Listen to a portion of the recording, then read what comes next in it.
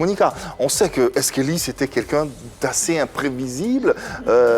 Tu le disais toi-même, il ne calculait pas, il était intense, il était entier. Comment arriviez-vous à... Comment tu gérais les disputes que vous aviez? Comment c'était? Comment tu arrivais à le canaliser de sorte... Moi aussi, des fois, je me fâche. Ah ouais, chaud là-bas. Quand vous deux, vous êtes fâchés. Comment vous dire? Mais en même temps, il pouvait insulter, non? Et aussi, il a une voix forte, ça veut dire même si tu fermes la porte, tu vas encore l'écouter, il va continuer par des heures. Mais même dans ses insultes, il est tellement créatif. Ben non, oh là là. Je dois me dire...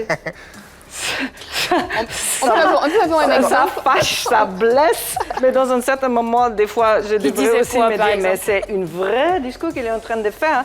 Mais des fois aussi, j'ai essayé de mettre des casques, je n'écoute pas ça, je ne me laisse pas provoquer, mais j'ai écouté quand même. Et des fois, je ne pouvais pas me retenir aussi de répondre. Ah oui, tu répondais. De répondre, etc. Et ça chauffait, mais... les prochains jours, toujours, ça c'était bien. Ça veut dire avec l'expérience, parce que des fois, j'étais désespérée, non? Et je dis, mais c'est injuste, je ne suis pas comme ça, je n'ai pas fait ça, pourquoi? Toute cette colère. Mais après, j'avais l'expérience que je savais que les prochains jours, parce qu'au début, j'étais très désespérée. Je ne comprenais pas... Pourquoi qu'est-ce qui était le problème? Pourquoi il s'est fâché? Et après, je savais, bon, il va dormir et c'est bon. Et tu dois seulement attendre que ses forces baissent. Et, bon, mais aussi des fois, on avait des amis qui intervenaient.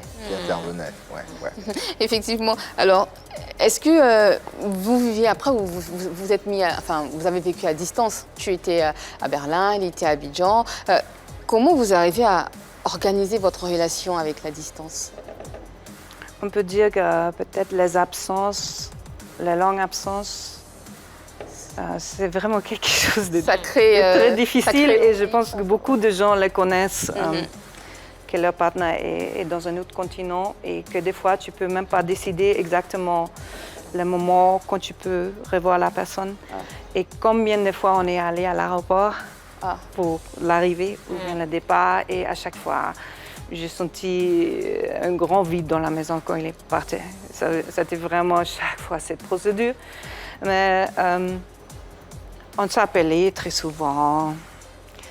Et on parlait et il m'a transmis beaucoup de ces petites vidéos. Il m'expliquait qu'est-ce qui se passe. Il savait quelle chose j'aime voir. Ou il m'a expliqué.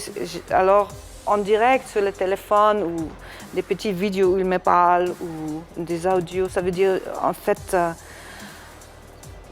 presque chaque jour ou chaque 2-3 jours, on écoutait un de l'autre. Comment il était comment il se comportait quand il était à Berlin?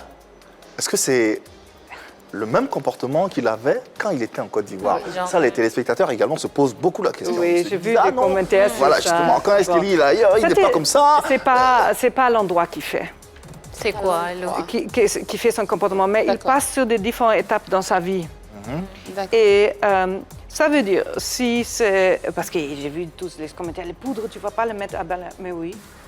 Il faisait ça aussi. Il mettait les poudres à Berlin? Oui. Ah oui? Ça dépend pas de l'endroit. Ça dépend dans quelle phase il est et qu'est-ce qui est important dans ce moment. D'accord, ok. Comment on le voyait quand il faisait ça là-bas? Comment les Allemands le voyaient, le percevaient? Bon, d'abord, il y a des collègues artistiques. Comme je dis, il participait à beaucoup de pièces. Ça veut dire qu'il y a des collègues de l'opéra, il y a des collègues acteurs, il y a des collègues chanteurs, il y a des collègues chorégraphes. Et aussi, ils ont vu tout de suite qu'artistiquement, c'est tellement fort. Ça veut dire que ça les intéressait beaucoup. D'accord. Oui, Annie, vous voudrez passer quelque chose? Je voulais lui demander si tu avais un petit nom que tu lui donnais à la maison. Comment tu l'appelais? Oui. Je l'ai appelé Chéri Chen. Chéri Chen. Chéri Chen. Bon, lui m'appelait comme ça aussi. Parce que d'abord, on a la maison à Berlin Oui.